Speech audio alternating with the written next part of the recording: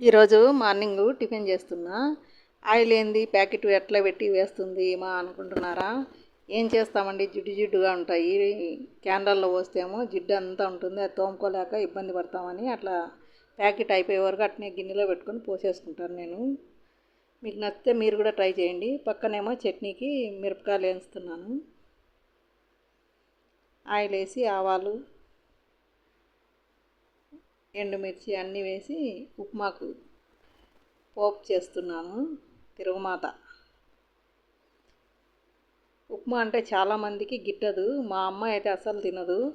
ఉప్మా అంటే కాంక్రీట్ అన్నట్టు మాట్లాడతారు అందరూ, తినరు. ఉప్మా ప్రియులకు ఉప్మా ఎలా చేసుకోవాలనో నేర్చుకోండి. ఇదిగోండి, పచ్చి బఠానీలు, క్యారెటు, ఉల్లిగడ్డ, పచ్చిమిర్చి వేసి అన్నీ పోపు చేశాను. అటుపక్క మిర్చి వేగినట్టున్నాయి, ప్లేట్లోకి తీసుకున్నా. పల్లీలు వేయించాలి చట్నీకి.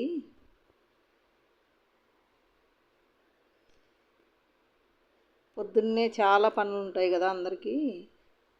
రోజు ఏం టిఫిన్ అని అనుకునే బదులు ఏదో ఒకటి అన్నట్టు ఉప్మా చేస్తున్నా ఈరోజు.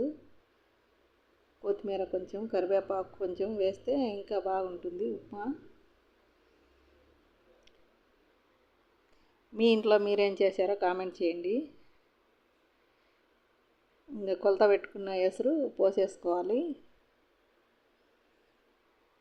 కొంచెం ఉప్పు వేసి ఎసురు మసలే వరకు ఉండాలి.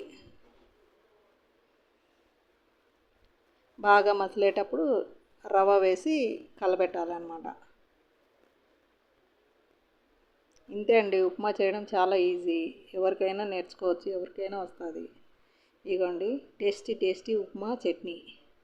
మీకు నచ్చితే లైక్ చేయండి, షేర్ చేయండి, సబ్స్క్రైబ్ చేయండి.